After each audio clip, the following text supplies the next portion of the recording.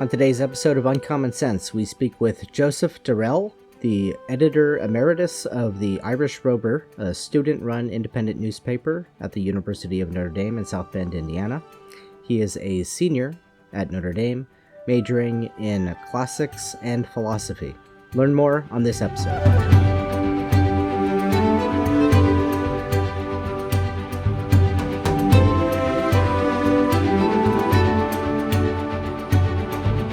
Hello and welcome, viewers and listeners, to Uncommon Sense. This is Joe Grabowski. I'm the Vice President of Mission and Evangelization here at the Society, and I'm joined, as always, by my wonderful co-host, Grettelyn Darkey. Hi, Grettelyn.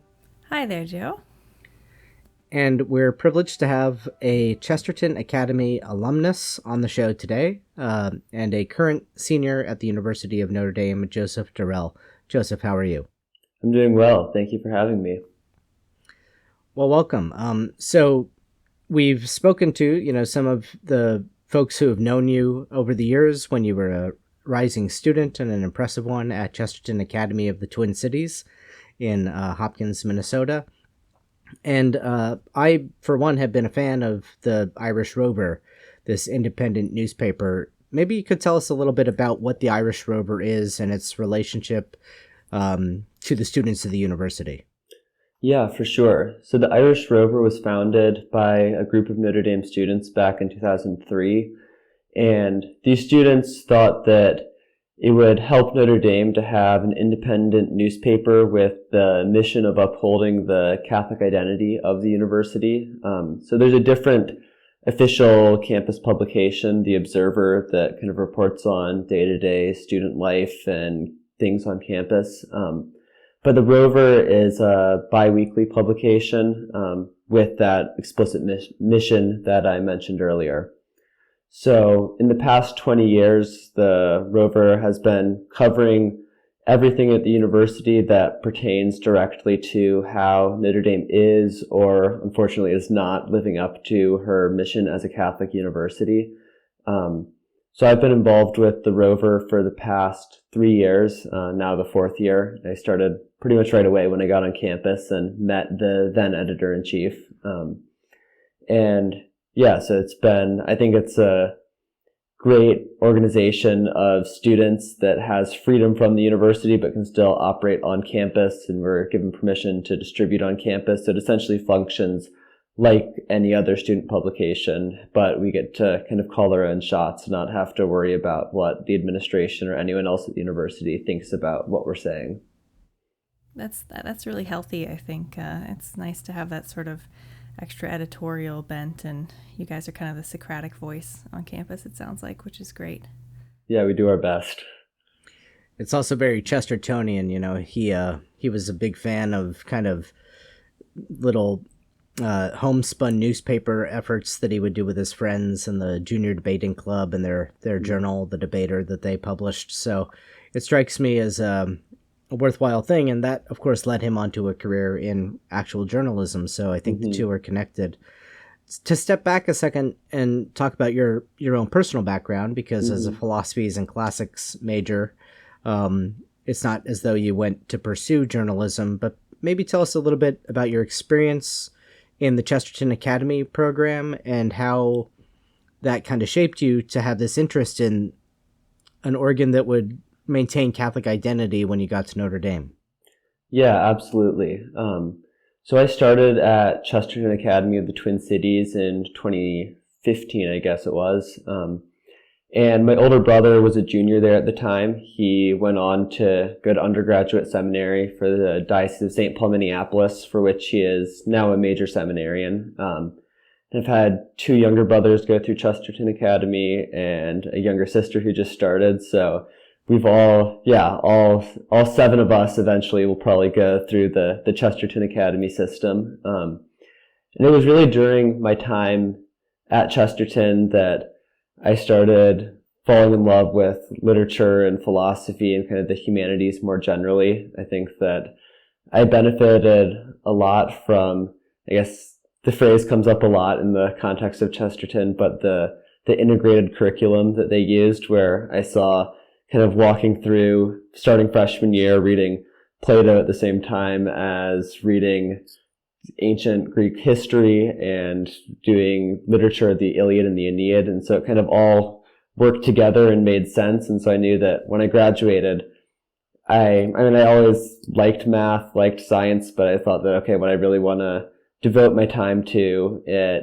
Notre Dame is to continue that education in the humanities and to continue filling out the picture of how these different subjects work together and how, I guess, our modern time fits into that context. Beautiful. So it's that's kind of the intellectual formation and why you chose your major. But I guess I'm still left wondering, what was it that drew you then particularly to the mission of the rover? And was it, I know that Chesterton Academy tends to be very strong in its faith formation as well. I'm sure that had to be a part of it. Yeah, so I guess getting involved at the rover, it was kind of by accident at first. I showed up on campus in 2020, so there was COVID restrictions and clubs weren't really operating. But I happened to meet this student who had been the editor-in-chief of the Rover the previous year. I was at an open house for the major that I entered, which is different from what I'm studying there. I was in the program of liberal studies, which is just a general humanities major. So I was at that open house, met this student, and we started talking, and he said, like, oh, you like to write, I assume, so are you interested in journalism? It's like, well, I've never done it, but I just want to be a part of some sort of student organization. And so I kind of did it like as a means of making friends as a freshman and just wanting to be involved in something. But I pretty quickly fell in love with journalism. I think that as opposed to more academic writing, I think journalism provides a good counterpoint, and it's a good resource just in its own right for formation, that you're just trying to collect facts and convey them as clearly as possible and trace threads through different fact patterns. So I just found it like interesting as an intellectual concept, but also as I grew to love Notre Dame and to see its great benefits and great potential, but also its sometimes failings. I thought that, okay, the Rover's doing important work in reporting on both sides of that issue, and it seems like a great group of students involved. So I just started devoting more and more time to my writing for the Rover. And then after my freshman year, I wrote for almost every issue my freshman year. So then I was asked to be executive editor, it's like a number 2 position my sophomore year. And then the editor graduated, and so I ran the show last year. Fun. So what was that like, just, running the Rover, and you described sort of your journey. Had you kind of come to the point at that point that you were like, this is so important and I want to help this to grow and to be more accessible? Yeah, definitely. So I think that my sophomore year was kind of the number 2 position. I saw that the Rover had suffered a lot during, COVID and COVID restrictions, and just it was just a lot harder to get face-to-face interaction with sources and stories and to cover things. So I really saw it as rebuilding a project that was in danger of dying, or not dying, but in danger of, losing a lot of its ability to do good on campus. So I really threw myself in sophomore year to trying to rebuild it. And so I almost felt by junior year that like, this is my project, and this group of students, like the 4 or 5 of us who are very invested, like there are definitely great things that we can do.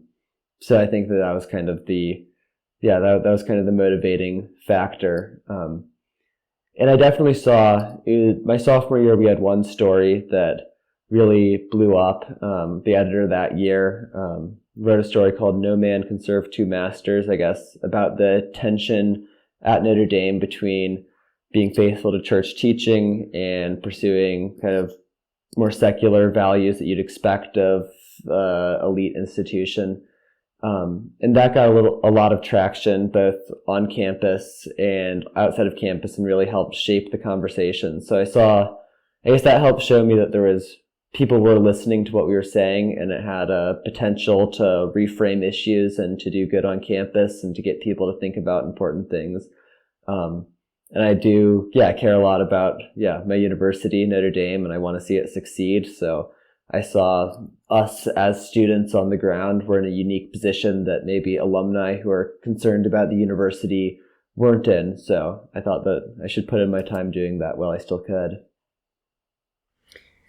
Yeah, I noticed in conversations that I've had with Notre Dame alumni that, and I guess maybe it's sort of an indication of the circles that I tend to move in, that at least universally among the Notre Dame alum that I know, they're universally appreciative of the Rover and its work, because it does help them feel that connection with a critical eye, not just getting the president's newsletter from the university, right, in their email inbox about how things are going on campus.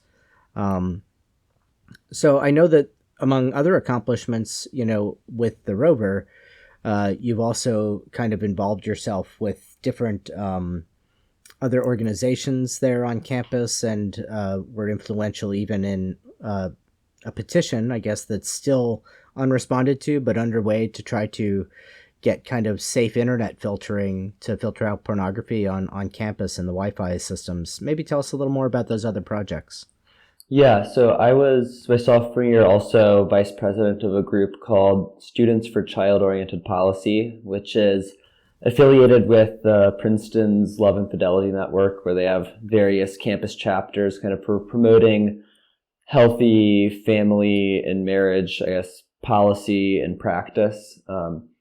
So a few years ago, before I was a student, a group at Students for Child-Oriented Policy organized a petition to add a filter to the campus Wi-Fi, and it gained like several thousand signatures, and I think that they went on ABC Nightly News and several other things because people saw it as this unique thing, that it's a group of young men pushing for this on a college campus.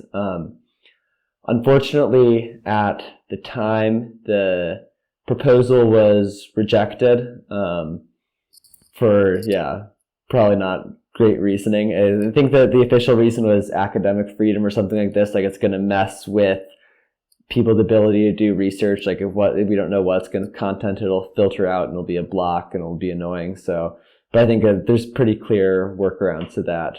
So we let it lie for maybe a year or two, and then kind of restarted the push through student government to vote on a proposition to add a filter to campus Wi-Fi. And that was just kind of to open the conversation up again.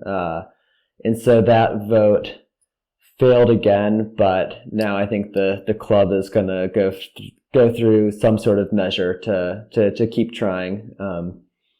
I think it has, even though it's discouraging that it hasn't been successful at Notre Dame, has been encouraging to see that this actually, the very publicized push at Notre Dame a few years ago opened the conversation at several other schools. And I think in the aftermath of that, Holy Cross College in South Bend and University of Franciscan Steubenville and a few other schools, saw the push that was happening at Notre Dame. It's like, why don't we have a filter on our Wi-Fi? So we've reaped the benefits, or other people have reaped the benefits through the advocacy that happened at Notre Dame. So hopefully we'll be successful on campus at some point in the near future. And if nothing else, you're keeping the conversation open at Notre Dame, so that, hopefully even people that are against it, this is in their mind, and perhaps even pricking their conscience and making them think, why would this be a good thing? What's it? So I don't know. I think it's a very useful thing, even if in your sort of lifetime at Notre Dame, you may not see any fruit from it, but maybe you will. Hopefully you will. But but in the meantime, you're keeping this at the forefront of people's minds, which is valuable. Yeah, and I guess this has been an especially interesting issue or policy to try and push, because at least in the past couple of years, there's been kind of like a political horseshoe that's happened where people on the far left of the political spectrum are all on board for a campus Wi-Fi filter. He's talking about the harms of pornography on like a human rights, human trafficking, abuse lens. That's also a very important aspect of the question. and then people that are more socially conservative who see it as harmful. So there's been kind of a union on both sides. So I think that definitely progress is being made. And I think very foresightful too, because the political discussion in the larger population has been changing over this issue. I think people are increasingly recognizing the challenges that pornography presents. As you know, I think it was the state of Utah even published a declaration and changed their statutory code to declare it a public health threat, right? Mm-hmm. Because there are studies, there are people sounding the alarm about decreased fertility levels, in particular among men, not necessarily physical fertility, but like things like sperm count, but the ability to engage in healthy relationships. So the whole demographic fertility issue is very much tied to this, and I think it's a sign that even secular lawmakers are starting to recognize these problems. And, you know, you guys can look back with pride at what you had kind of been ahead of the curve on. A few years hence. You know, we know who likes to talk about being on the right side of history, but it turns out sometimes it's those who are thought not to be that are. So. No, for sure. Absolutely. So I see in your resume also that you had worked with First Things magazine, and that you're still kind of interested in, I guess, were you an intern at First Things over the summer, or? Yeah, so not this past summer, but the summer before, I spent 2 months at First Things magazine in New York. So yeah, I was getting more interested in working in kind of the journalistic world. And so I wanted to have some sort of hands-on experience and see what it looks like on the inside of an actual publication. So I wrote a piece for First Things 2 summers ago. So I'd been in contact with some of the editors, and I reached out and was able to arrange an internship for last summer. And then this past summer, I worked at a new magazine called Compact Magazine, which is run by Matthew Schmitz, who was senior editor at First Things before, and then a guy, Sohrab Ahmari, who was at the Wall Street Journal and then the New York Post, and now he's started this project. So yeah, I've spent a couple summers working in, I guess, real life journalism. And yeah, I guess now it's time for me to figure out if that's what I'm going to pursue after graduation also. But I'm grateful to have had those 2 experiences from both of those publications. Well, it's a great inspiration too to see, you know, the passion and drive that you have for pursuing what isn't necessarily related to your academic career, ostensibly. You know, it's not that. I won't say anything pejorative about the merits of a journalism degree. No, go ahead. Say something pejorative. Yeah.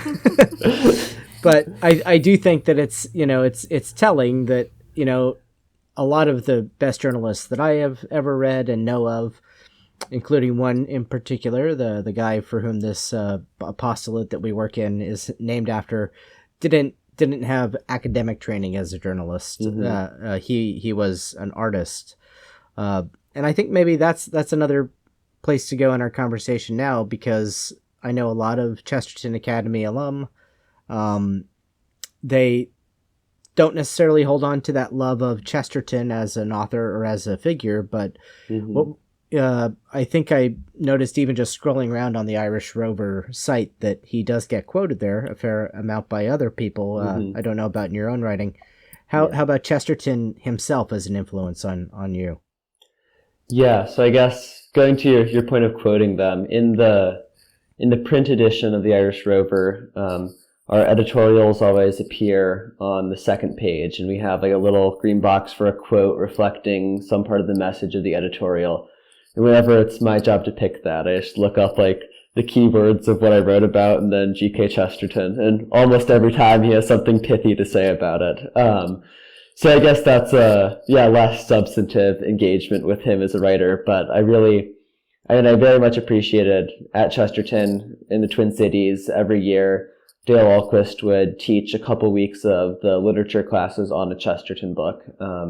in addition to a couple other Chesterton works that make their way into the curriculum. So there we read his biographies of St. Thomas Aquinas and St. Francis of Assisi. We read Orthodoxy, The Everlasting Man, the Ballad of the White Horse. And yeah, I think that he definitely helped, reading Chesterton definitely helped me as a writer, because he knows how to take dry subject matter and turn it to really draw the reader in. So I think that he's very good at the hook. And I guess that I haven't read much of Chesterton's shorter form writing, and I know that his works and books, that style wouldn't necessarily be well reflected through the bulk of journalistic writing. I definitely have the tendency to be too flowery and to use too many metaphors or figures of speech, and you have to reach a certain proficiency and skill in writing to be able to do that well. Otherwise, you're just wasting the reader's time. So there is a little bit of a danger to see someone who knows perfectly how to use the metaphor and the paradox and to want to imitate that, but to be unable to. But I definitely think that Chesterton, he has one of the best descriptions of the compelling nature of the Christian faith. And I always recommend The Everlasting Man or Orthodoxy to people who are thinking about Catholicism or thinking about Christianity. So it's been a useful evangelical tool, I guess, that I've read these works so I can give them the book and then be able to talk about it with them afterwards. So I definitely have, seen the benefits of that. Great. Wonderful. Yeah. I have to ask then, have you read, you rattled off a few things. Have you read The Arena by chance, his poem? I have not read The Arena, no. Well, it is a poem about a football match at the University of Notre Dame. Oh, really? That he witnessed. So yeah, look it up. Chesterton, The Arena, I think, and I recommend that as well to our viewers and listeners. If you haven't read it, it's quite a delight. And he famously, in that poem, compares the football players on the gridiron out there in the arena under the statue of Our Lady, with the gladiators in ancient Rome in the Colosseum going to combat. And the gladiators in ancient Rome would turn to the emperor and say, "Those about to die salute thee." And he kind of flips that on its head, typical paradox of Chesterton. And he has the football players kind of saluting Our Lady. Those about to live salute thee. It's a great poem. I highly recommend it. No, that's great. I know that Chesterton did visit Notre Dame at least on a couple occasions.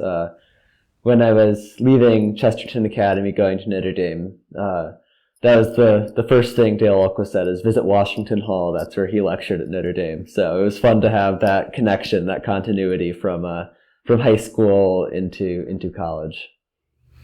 Wonderful. And, we know that you're not afraid to wade into controversy either. I don't know how much we can talk about this, but we know that the Rovers had some issues with accusations after defending pro-life issues. So can you touch on that at all? I know this is probably a delicate subject, but. Yeah, for sure. So, there was an article that I wrote last October about a professor in the Keough School of Global Affairs at Notre Dame, which is the newest school at the university. And after Indiana passed a law restricting abortion in most cases, she put a sign on her office door that said, contact me if you need any help with all or any healthcare issues. And that went up on the day the law went into effect. And then through her social media, she was tweeting out look for this sign, and that was caged between tweets that were that said here's planb.org, planc.org, abortionbinder.com, all the various methods of receiving abortion pills, abortifacients through the mail, now that it was illegal in the state of Indiana. So I took the kind of her social media activity in addition to her presentation at a panel at Notre Dame that was titled "Making Intersectional Feminist Sense of Abortion Bans." And after that panel, I interviewed her to talk about her position, her stance on abortion, and I guess, yeah, so I tied all that together into an article and published it. And she pretty quickly began, I guess, like walking back on certain claims. Like at first she claimed that I hadn't interviewed her at all, but then it came out, she found out that I have a recording of the interview, so she stopped making that claim. But she was kind of trying to push the envelope on a lot of these things. And then eventually a colleague of hers started a GoFundMe to raise money for legal funds. So then people started asking me, like, is she suing the Rover for defamation or what's happening? And then there was an article in New York Magazine's The Cut that was published, kind of a biography of her on April 3rd. And in that, she stated explicitly she was contemplating legal action against the Rover and the university. And then she filed a letter of intent to sue on that same day, an actual lawsuit this past summer.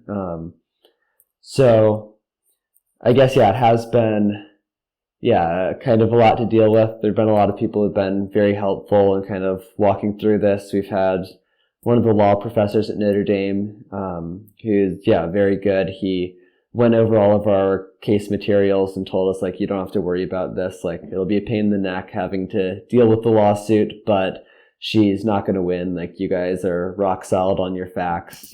There's not even the slightest hint of defamation here. So through his advice, we filed an anti-SLAPP motion, which is to dismiss the case pre-trial.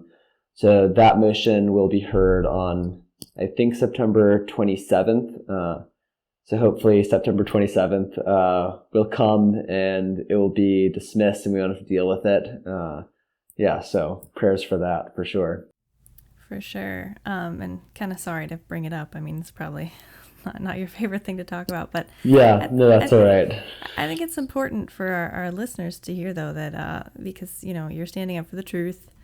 I've found other articles where you kind of say, if you stand up for the truth, it's not gonna be easy, and that's definitely true. And it's important to let people know what's going on campus, right? And especially if it's something that's directly kind of contradictory to a Catholic campus's ideals or what they should be. So I just thank you for being open about that and for doing your job to report on it. Absolutely. I think that, has been a large investment of time and mental energy kind of going towards, resolving this and making sure we present everything clearly. And in many ways, it has been a blessing in disguise, I think. And on the one hand, it shows me, my guardian angel was looking out for me that I recorded everything and documented it all well so that we have a pretty rock solid, airtight case. And so it's a good reminder that, okay, like in everything I do, if I'm going to be writing and in journalism moving forward, be sure always to document and verify. And it's been, I think this whole instance will help me be even more careful and more sure to always present issues fairly, which I did in this case, fortunately. And also, in a certain sense, it's a blessing that I was able to be put in a position that I can take a vocal stance for the sanctity of life and to stand up for these issues. I know there are many people who would be willing to take this, but they haven't been forced into an issue that they need to state it vocally to however many hundreds of publications have now written about this lawsuit. While it isn't the best thing to deal with in the moment, I think that really it is ultimately a blessing. Wonderful. Amen. And it's a inspiration, I think, to our viewers and listeners. In several respects, it's I think a testament genuinely to the kind of caliber of formation that we're trying to participate in here at Chesterton, but also just the hope that there is in young people for the future of the church in America, I think is it can't, we can't focus on that too much. So I just commend that to our viewers. I would also encourage them, of course, to pray for you, to pray for the outcome. We're recording this. Grettelyn and I were talking before the recording. We're recording this on the feast of the Passion of St. John the Baptist, or the beheading of St. John the Baptist. And, I belong to a local men's group here, of whom John the Baptist, along with St. Thomas More and St. John Fisher, are the patrons, all men who had their heads removed for standing up about the truth of Christian morality regarding marriage. And our motto is, don't lose your heads yet. But it's a reminder to all of us that it's not always easy standing up for the gospel, but it can always be joyful, even joyful in the midst of challenges.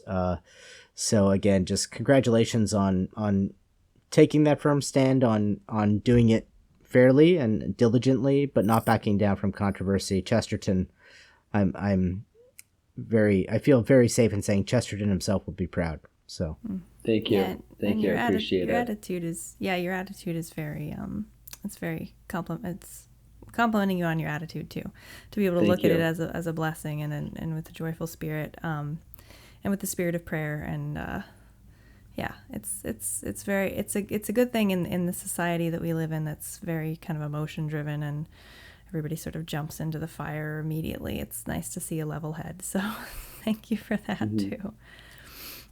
Yeah. So I guess to wrap up here, just maybe a question about what's next. So I mean, not on that particular topic, but what's next for Joseph in terms of, I know you said you're thinking about doing journalism. Do you have anything on the horizon that you're really hoping to accomplish, or are you just going to see where the Lord takes you? Yeah, I guess right now I'm just trying to spread, my options. I'm going to apply for journalism fellowships. I'm probably going to apply to a couple of graduate programs in philosophy, which I think ultimately for the intention of working in the writing or journal sphere. But yeah, I mean, I love school, so why not do more of it if I can get a program that will pay me to do so. So yeah, I think that I'm just gonna throw out applications, and the hope is to do some sort of writing work. I would love to work for a magazine or journal or newspaper. Hopefully back in St. Paul at some point. We'll see. That's where I'm from and where I went to school at Chesterton. Would love to be present there again in the near future. Well, we definitely need more philosopher journalists. So good luck to you. Thank you. That's right. Well, Joseph, it's been an absolute pleasure meeting you today and speaking with you. Best of luck in all things in your future.